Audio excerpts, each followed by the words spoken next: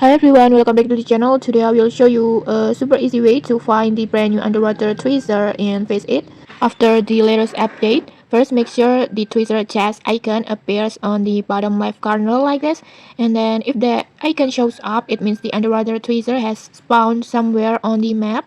And then next, turn on your fishing radar.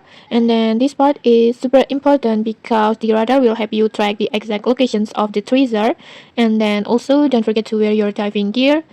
And then next, just head out to the oceans with your boat. And then just look around until you find a white glowing area in the water. That's the treasure spot. From my experience, the underwater tweezer usually spawn not too far from the radar machines and Lost Isle. So every time you're searching, just try checking on around this area. Most of time it's nervy, and then just dive down like this, swim to the chest, just find the chest like this, and then just open it, and then you will get the reward.